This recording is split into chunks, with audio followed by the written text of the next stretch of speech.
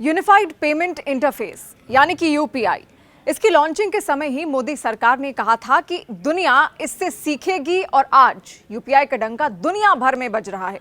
सिर्फ इस साल यानी 2024 में यूपीआई से देश में ट्रांजैक्शन कितना हुआ आपको पता है? 16.50 अरब।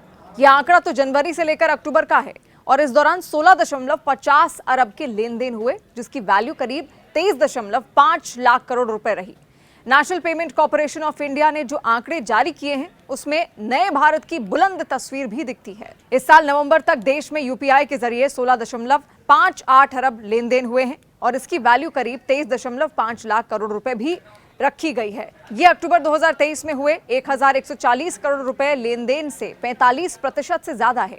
सितंबर 2024 की तुलना में अक्टूबर में लेन देन की संख्या में 10% और मूल्य में 14% की ग्रोथ हुई है। अक्टूबर में डेली यूपीआई ट्रांजैक्शन की संख्या 535 मिलियन रही और इस दौरान औसत ट्रांजैक्शन की वैल्यू 75,801 करोड़ रुपए रोजाना रही, जबकि सितंबर में औसत दैनिक ट्रांजैक्शन की संख्या 501 मिलियन और मूल्य 68,800 करोड़ रुपए था। ये अपने आप में एक बहुत बड़ा रिकॉर्ड है, यानी कि ऑनलाइन पेमेंट सिस्टम भारतीयों की पहली पसंद बन चुकी है। 23 लाख करोड़ रुपए के लेन देन और 16.50 अरब ट्रांजैक्शन के साथ यूपीआई ने यह साबित कर दिया है कि भारत डिजिटल भुगतान में दुनिया में सबसे आगे पहुंच चुका है। इसलिए अब यह कहना गलत नहीं होगा कि आज भारत डिजिटल पेमेंट का लीडर बन चुका है। यूपीआई प्लेटफॉर्म से 632 बैंक जुड़े हैं और इसका इस्तेमाल लगातार बढ़ रहा है।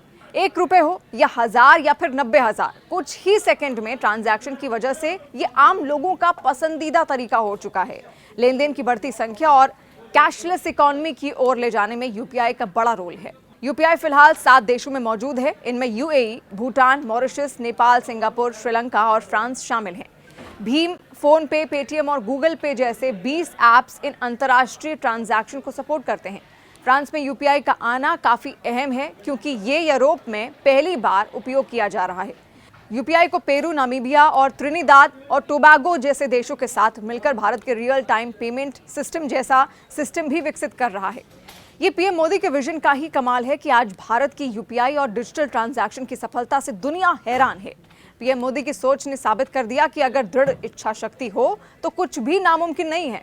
पीएम मोदी ने जब यूपीआई को अगस्त 2016 में लॉन्च किया था तब भी उनके मन में इसकी सफलता को लेकर कोई संदेह नहीं था, लेकिन उस समय विपक्षी दलों ने इसका मजाक उड़ाया था। लेकिन देखिए, लॉन्चिंग के 8 साल बीत चुके हैं और 8 साल बाद पीएम मोदी के विजन से डिजिटल इंडिया सारे रिकॉर्ड तोड़ रही है।